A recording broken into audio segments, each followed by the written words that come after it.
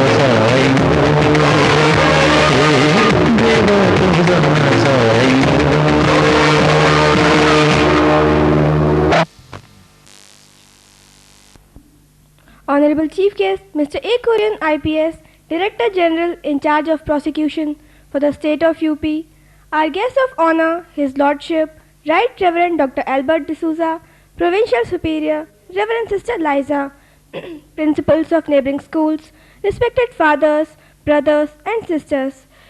Good evening to one and all. It's a pleasant evening, and I am here to welcome each and every one of you to this evening function.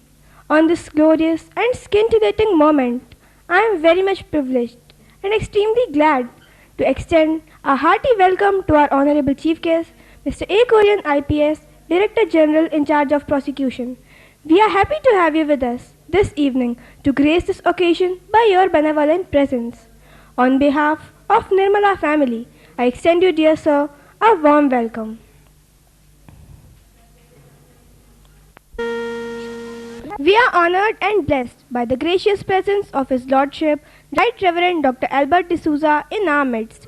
As you all know, he is the guide of the Catholic Diocese of Lucknow and he takes keen interest in our welfare. His Lordship is an educationist who values education and does a lot to inculcate quality education in all the institutions under his jurisdiction. Your Lordship, on behalf of all those who have gathered here, I extend you a hearty welcome. Honored and blessed by having in our midst Reverend Sister Liza, the Provincial Superior of our dear sisters, whose presence adds color and vigor. Dear sister, We know that you are as much interested in this institution as ourselves because you are our mother. You too are a person who has to spend most of your time traveling from one state to another. Still, you found time to be with us, to encourage and support us. So, we welcome dear Sister Liza for this evening's function. The many principals of neighboring schools, fathers, brothers, and sisters seated before me, I am very happy to welcome each one of you. I extend a warm and affectionate welcome to all our well-wishers, benefactors, and friends present here. This day counts you, dear parents, as the most important persons, as your children are going to put up the program. Yes, I am very happy to welcome each one of you and hope you all will enjoy this evening with us. Welcome, hearty welcome. Is like food to our heart and soul. It connects our spirit in a very special way. And on top of that, if the music is foot tapping and pulsating, you tend to enjoy all the more. This is precisely what the students of our class 2 are trying to convey here through their dance, Brazil.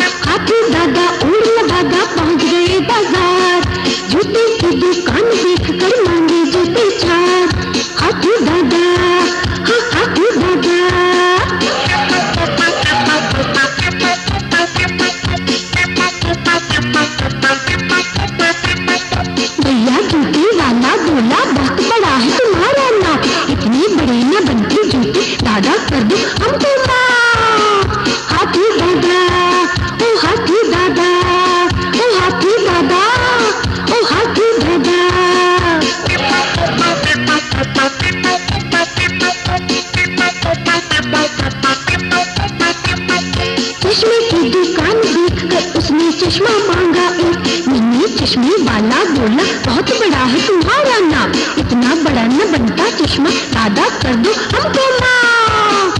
हाथी दादा, अरे हाथी दादा, अरे हाथी दादा, हाँ हाथी दादा।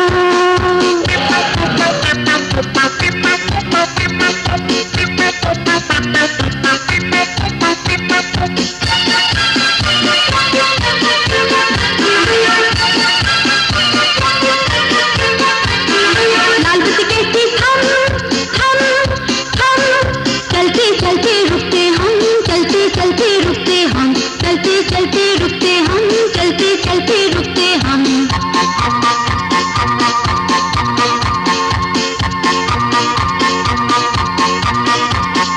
लाल बत्ती कहती थम चलते चलते रुकते हम, चलते चलते रुकते हम, चलते चलते रुकते हम, चलते चलते रुकते हम।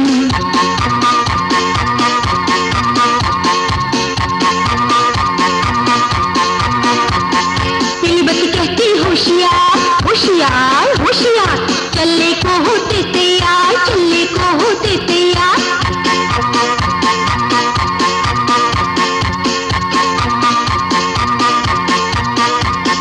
पीली बत्ती कहती होशियार होशियार होशियार, चलने को होते तैयार, चलने को होते तैयार।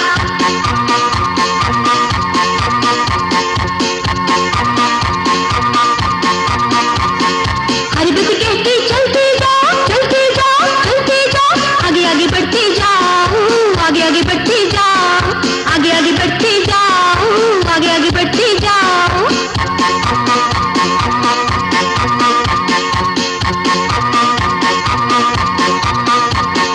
हरी बत्ती कहती चलते जाओ चलते जाओ। या घरों की शोभा है तो बहुएं घरों की इज्जत। बहू और बेटी एक ही सिक्के के दो पहलू हैं। दोनों ही रूपों में वे घर को स्वर्ग बनाती हैं। ऐसे में दहेज की विभीषिका उन्हें भार समझने पर मजबूर कर देती है। जन्म से पूर्व ही उनका जीवन छीन लिया जाता है। आखिर क्यों है ऐसा? दहेज दानव दो परिवारों के साथ साथ पूरे समाज को तोड़ रहा है। नियमों, कानून और मानवता को एक और हटाकर अशिक्षित तो अशिक्षित, शिक्षित समाज में भी इसका तांडव जारी है। हजारों लाखों बहू बेटियां इसकी बलि चढ़ चुकी हैं और चढ़ रही हैं। क्या हम इसे मिटाने के लिए कुछ नहीं कर सकते? अवश्य इस दानव का अंत संभव है। बस आवश्यकता है बहू और बेटी को समान समझने की। ना दहेज दें और ना ही दहेज लें। अब आपके समक्ष प्रस्तुत है नई सुबह। हेलो मिश्रा जी, कैसे हैं आप? ठीक है, बस ठीक है। क्या? ठीक है। अरे अरे राधिका। जी माँ। सावन को कुल 15 दिन ही रह गए हैं। तुम्हारी दीदी भी तो अपना पहला सावन मनाने ससुराल से आएगी। मेरी तो आंखें उसे देखने के लिए तरस गई हैं। साहिल, साहिल। जी माँ जी। नंदिनी को जाकर ससुराल से ले आना। ठीक है माँ जी। माँ, दीदी ससुराल से आएगी तो कितना मज़ा आएगा। इस बार तो दीदी के साथ झूला झूलने का कुछ और ही आनंद आएगा। ठीक कह रही हो बेटा। माँ, दीदी आएगी? हाँ बेटा, तुम्हारी दीदी ससुराल से आ रही है। तब तो बहुत मज़ा आएगा। सच, जब सब बच्चे एक साथ होंगे तो इस बार सावन का आनंद ही कुछ और होगा। माँ, दीदी आएगी तो मैं तो नाचूंगी, मैं तो गाऊंगी। पड़ेगा ए झूले सावन ऋतु आएगी, पड़ेगा ए झूले सावन ऋतु आएगी, पड़ेगा ए झूले सावन ऋतु आएगी। भैया। हाँ छुटकी। भैया, दीदी कब आएगी? मैं तुम्हारी दीदी को ही तो लेने जा रहा हूँ। प्रकार नंदिनी के परिवार में खुशी की लहर दौड़ जाती है, क्योंकि साहिल अपनी बहन नंदिनी को लेने उसके ससुराल जाता है। बड़ी मुसीबत है, ई कमबख्त धूल हमको बहुत परेशान कर दिया है। बुढ़ापे में कमर झुक गई है, लेकिन ये हमरे बाबूजी है ना, सुनत ही नहीं है। बड़ी मुसीबत है।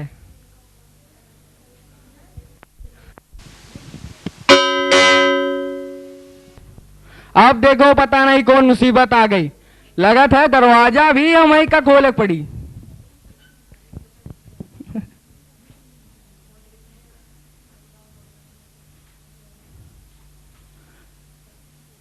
नमस्ते साहिब। नमस्ते कौनों से मिल रहा हो? जी। अरे ये तो भूरिया के भाई रहे। आवा साहिब आवा, बैठा, हम साहब को अभी बुलावत हैं। साहिब, अरे ओ साहिब। क्या हुआ चरणू के बच्चे, गधे की तरह क्यों चिल्ला रहा है? माफ कर दो साहिब, बहुत बड़ी भूल हो गई। नमस्कार बाबूजी। जीते रहो, बैठो बैठो। कहो कैसे आना हुआ? बाबूजी, आप तो जानते ही हैं कि शादी के बाद हर लड़की अपना पहला सावन अपने मायके में बिताती है। इसीलिए माँ ने आज मुझे यहाँ नंदिनी की विदा कराने के लिए भेजा है। तो क्या निर्णय लिया आपने? विदा नहीं होगी। विदा नहीं होगी? लेकिन ज़रा सोचिए तो सही, यदि नंदिनी की विदा नहीं हुई तो उसकी क्या दशा होगी? मैंने उसकी दशा का ठेका नहीं लिया है। यदि मैं नंदिनी को लिए बिना ही चला गया तो मेरी माँ का हृदय टूट जाएगा। मैं मजबूर हूं। अगर माँ बहन का इतना ही ख्याल था तो दहेज पूरा क्यों नहीं दिया? पूरा नहीं दिया? अपनी सामर्थ्य के अनुसार जितना भी हो सका हमने दिया। फिर भी अगर तुम्हारी सामर्थ्य कम ही थी तो अपनी बराबरी अगर देखते। झोपड़ी में रहकर महलों से नाता क्यों जोड़ा? जी? मेरे नाम पर जो धब्बा लगा, मेरी शान को जो ठेस पहुंची, भरी बिरादी में जो हंसी हुई, उस चोट का घाव आज भी हरा है। अगर अपनी बहन की विदा कराना चाहते हो तो पहले उस चोट के लिए मरहम लेकर आओ। जी, आप इस समय तो विदा कर दें। हम गौने में आपकी हर मांग पूरी करने की चेष्टा करेंगे। मैंने दुनिया देखी है साहिल, ये बाल धूप में सफेद नहीं किए। और तुम कल के लड़के मुझे बेवकूफ बनाना चाहते हो? यह आप क्या कह रहे हैं? ठीक कह रहा हूं। विदा तभी होगी जब 3 लाख नकद इस हाथ पर रख दोगे। यह तो सरासर अन्याय है। शिकायत आपको हमसे है।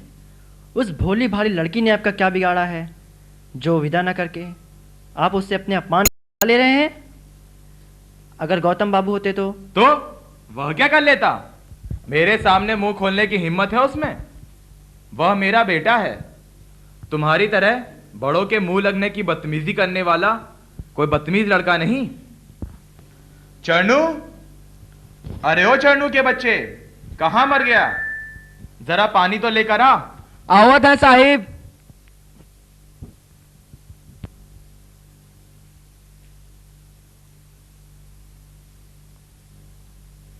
कहा तो साहिब, अगर हम मर गए होत तो साहब के लिए ठंडी चाय और गर्म पानी को लावत। अरे कमबख्त, पानी मैंने मांगा था। माफ कर दो साहिब, ये तो बहुत बड़ी भूल हो गई। अब ऐसा नहीं होगा। चल भाग यहां से।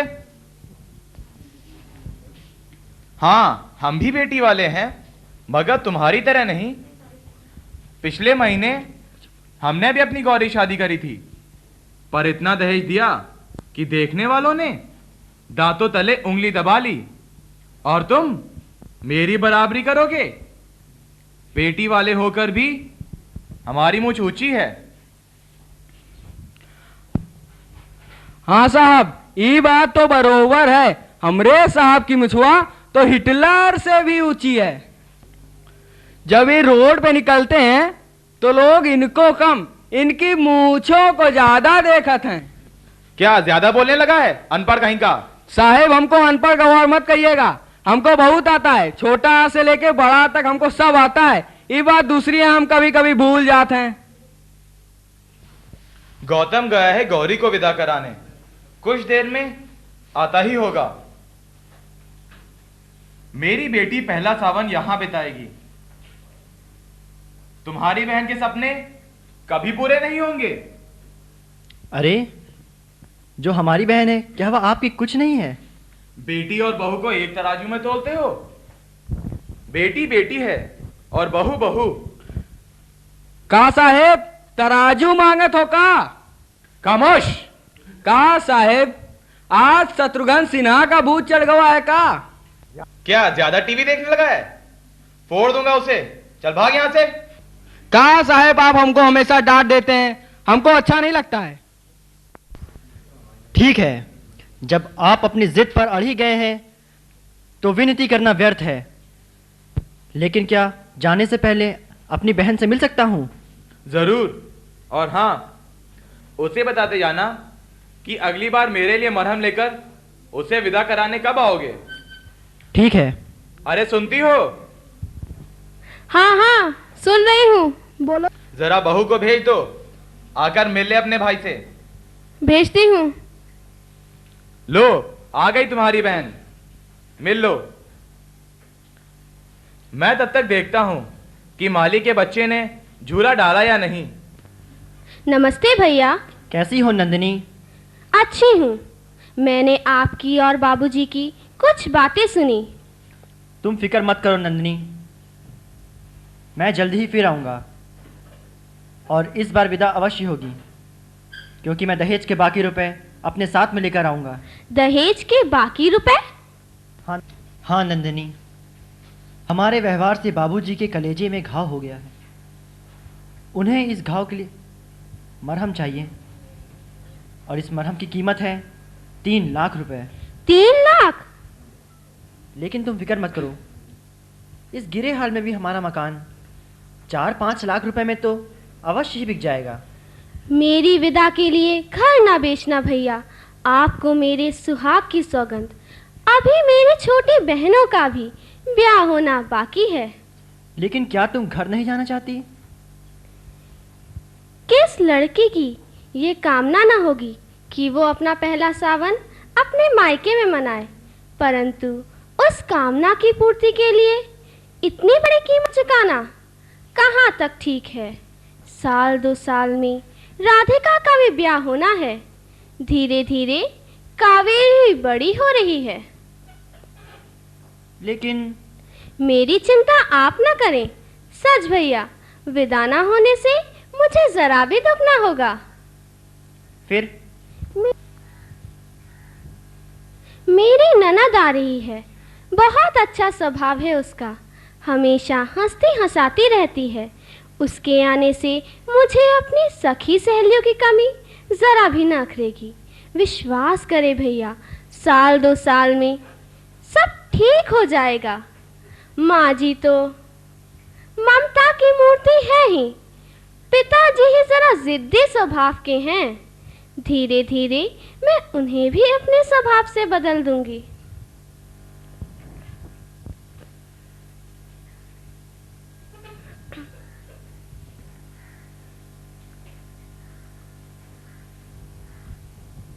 ठीक कहा तो बहुरिया, ई बाबूजी तो बहुत सकत स्वभाव के हैं, उनसे तो हमहू थर्रात हैं। हमरी नजर में तो वो अपने देसी हिटलर हैं, हिटलर।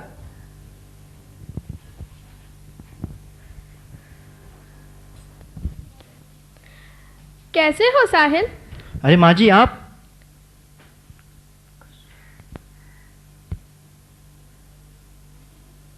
क्या बातें हो रही थी भाई बहन में? क्या कहा उन्होंने विदा के लिए?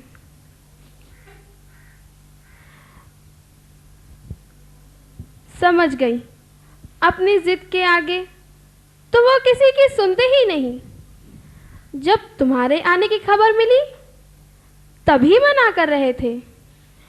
बोलो, क्या कहा उन्होंने विदा के लिए? मुझसे शर्म कैसी? मेरे लिए जैसा गौतम वैसे ही तुम। बोलो, कितना रुपया चाहते हैं वो? 3 लाख रुपए। 3 लाख? बस मैं देती हूँ तुम्हें रुपए। उनके मुंह पर मार कर कहना, ये लो कागज के रंग बिरंगे टुकड़े जिन्हें तुम इंसान से ज्यादा प्यार करते हो। ठहरो, मैं अभी लाती हूँ। ठहरिए माँ जी, मैं यह रुपए नहीं ले सकता। मैं विदा कराए बिना ही जा रहा हूँ। मेरे होते हुए ऐसा तो नहीं हो सकता।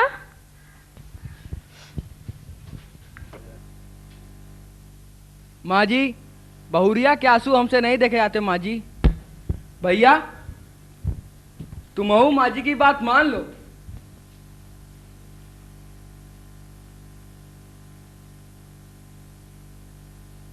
अरे ये तो साक्षात देवी हैं, देवी। अरे सुनती हो, गौरी के आने का समय हो गया और तुमने सौदी को तैयारी नहीं करी। अरे तुम अभी तक यहीं खड़ी हो, जाओ अंदर का तैयारी करो। जरा यह भी तो देखें कि नाक वाले अपनी बेटी का स्वागत कैसे करते हैं। लो आ गया गौतम गौरी को लेके। अरे तुम अभी तक यहीं खड़ी हो, जाओ अंदर से मिठाई का थाल लेकर आओ। गौतम बेटा, तुम आ गए? मैं तुम्हारा ही इंतजार कर रहा था। गौरी नहीं दिखाई दे रही? जी, वो नहीं आई। नहीं आई? क्यों नहीं आई? तबीयत तो ठीक है उसकी? जी, तबीयत तो बिल्कुल ठीक है। फिर? उन्होंने विदा नहीं किया। कहते हैं हम लोगों ने उनको पूरा दहेज नहीं दिया। दहेज पूरा नहीं दिया? हमने तो जीवन भर की कमाई दे दी और उनकी नजर में दहेज पूरा भी दिया था। लो भी कहेंगे। अब शराफत और इंसानियत की दुहाई दे रहे हो? कुछ देर पहले तो। चुप रहो तुम। बहुत चुप रही, पर अब नहीं रहूंगी। आखिर क्या कमी है बहू के दहेज में, मगर तुम हो कि? मेरी बेटी की विदा ना करके उन्होंने मेरा अपमान किया है। कहा तो साहिब, थोड़ी देर पहले आपो तो बहुरिया के साथ वही करत रहो। तुम भी तो किसी की बेटी की विदा ना करके उसका अपमान कर रहे हो। गौरी की मां अब भी आंखें नहीं खुली। जो व्यवहार तुम अपनी बेटी के साथ चाहते हो, वो दूसरे की बेटी को भी देना सीखो। अगर हर बेटे वाला ये जान ले कि वो भी बेटी वाला है, तो सारी उलझने ही समाप्त हो जाएं।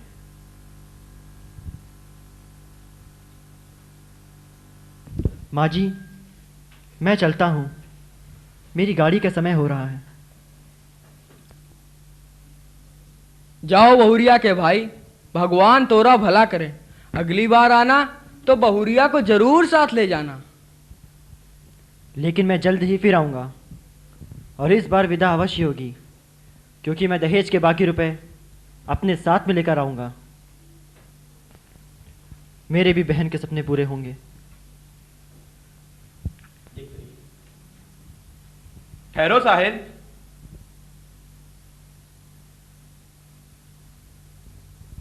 ठहरो बेटा, अब मुझे और लज्जित ना करो। मेरी इस चोट का इलाज बेटी के ससुराल वालों ने इस चोट से कर दिया है। बाबूजी, हमरी समझ में आएगा, आप तो धन्य हो। कभी कभी चोट भी मरहम का काम कर जाती है। अरे तुम अभी तक यहीं खड़ी हो, जाओ अंदर का तैयारी करो। बहू की विदा नहीं करनी क्या? शुक्रिया बाबूजी।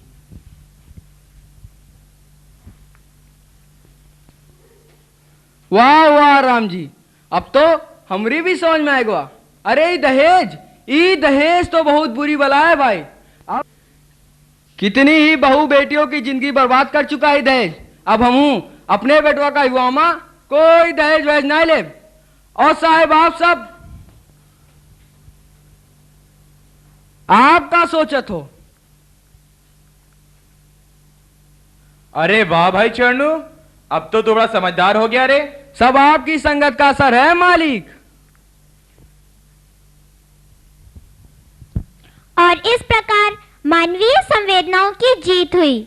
दहेज के कारण एक परिवार टूटने से बच गया, क्योंकि बहू और बेटी का अंतर मिट गया था। परिचय: प्रियंका पांडे क्लास 6 नंदिनी की बहन कावेरी के रूप में। सौम्या श्रीवास्तव क्लास 10 नंदिनी की बहन राधिका के रूप में। मनुमिता क्लास 10 नंदिनी की मां के रूप में। शाहिद मलिक क्लास 11 नंदिनी के भाई साहिल के रूप में। सिल्की मुखर्जी क्लास 10 नंदिनी के रूप में। अंकिता अग्रवाल क्लास 10 नंदिनी की सास राजेश्वरी के रूप में। योगेश क्लास 11 जीवनलाल के पुत्र गौतम के रूप में। वैभव कुमार गौतम क्लास 11 जीवनलाल के रूप में। आनंद मिश्रा क्लास 11 नौकर चरणू के रूप में।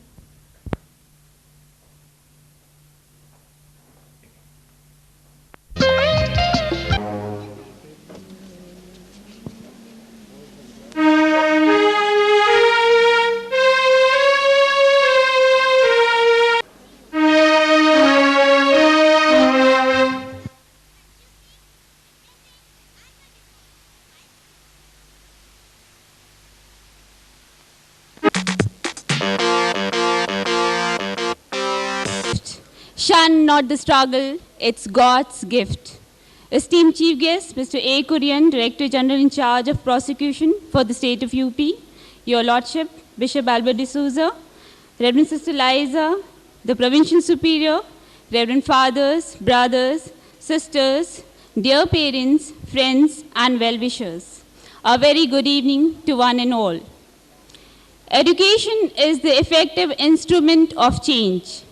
In order to achieve the basic objectives of educational paradigms, the need for the relevant knowledge, acquisition of adequate skills, and the necessity for young people to be, we, the staff, and the management endeavor to translate into action the words of Woodrow Wilson. Those only are leading men in the general eye who lead in action. It is at their hands that a new thought gets its translation into the crude language of deeds. It is a matter of extreme joy and pleasure for me to have the honor and privilege of presenting the brief report of this institution in the august presence of a distinguished audience. 11 years ago, the sapling Nirmala Convent School, planted by the Theresian Carmelite sisters, began its journey on an endless road to serve humanity with the continuous inflow of fuel by the dedicated members of the Institute of Repute. For us Nirmalites, its short span of life marks an achievement not only of good academic record, but also a chronicle of committed service rendered by the management and its staff, that today we have the strength of about 900 students and 42 staff, both teaching and non-teaching. For all this, I thank the Almighty for His grace and blessings on us. I would also take this opportunity to extend our gratitude for the spirit of goodwill and cooperation from the parents, hard work and committed service by the staff, the dynamic leadership of our manager and principal, and the positive response from the students, which have enabled us to scale new heights and make the session 2003-2004 a successful one. In the present scenario, education has become more demanding with the advancement of technology. The life for the little ones starts with definite goals. To aid this, we need to introduce changes blended together with deep moral, spiritual, and ethical overtone, which empower the students to face future challenges. Today, this temple of learning has almost all the facilities which a good school should have, like a well-equipped computer lab, the library with varieties of books and magazines, beautifully furnished physics, chemistry, and biology labs. This week has also been a legendary period in the history of Nirmala Inter College as we inaugurated our long-cherished dream, the college auditorium, which was only possible because of God's blessings and positive efforts of our management. It is said that lighthouses blow no horn, they only shine. And as our 2 batches of students have successfully passed out the ICSE board exams in the year 2003-2004 respectively, the glow of the lighthouse led the council to grant permission to open class 11 in this academic session, and we have started the science stream. Along with the regular curriculum, we also had co-curricular activities running parallel to it to bring out the hidden talents of the students. From time to time, we had various inter-house competitions such as quiz, debate, speech, essay writing, singing, drawing, flower arrangement, and different sports activities. Red House bagged the trophy for the best house, and my heartiest congratulations to them. I would like to say a few words about the morning assembly, which is worth appreciating. It is conducted in turn by each class, whereby students, especially who are audience shy, are encouraged to speak on topics of moral values. If we believe that our students are the future of our country, values have to be taught as well as caught, which is done via moral science classes, wherein students are helped to build their character and shine out as fine products. It becomes the duty of each one of us as parents and educators to set an example for the young ones by leading lives based on values of justice, honesty, and brotherhood. Last but not the least, a word of appreciation also for our young leaders, the Students' Council members, including monitors and prefects, who had been honoring their duties very efficiently under the able guidance of the teachers in charge. I would like to sum up this report with a sincere thanks to the Almighty God, who is our guide and strength, and with the words that what has gone before is history, what lies ahead is sheer mystery. Come what may, let us do our best. To God's providence, we leave the rest. Thank you. And now, from the world of love, peace and innocence, we take you to the beautiful land of Spain. Coming up next, in front of you, ladies and gentlemen, are the tiny tots of a nursery class with the item number Last Ketchup.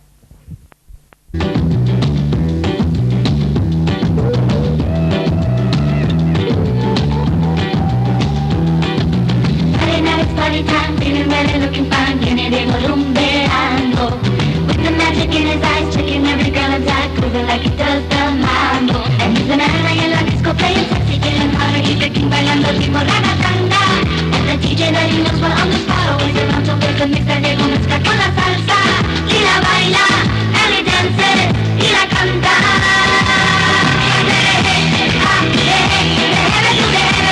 You know, mama, bien de boogie and the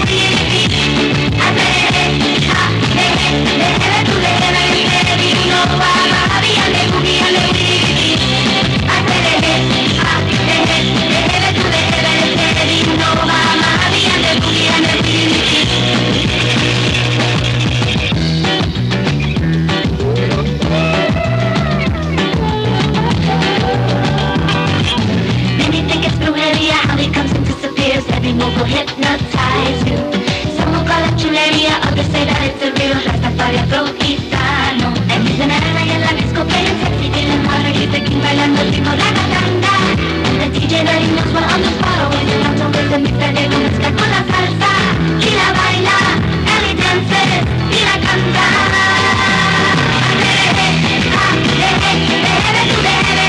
You know, mama, and the boogie and the beat.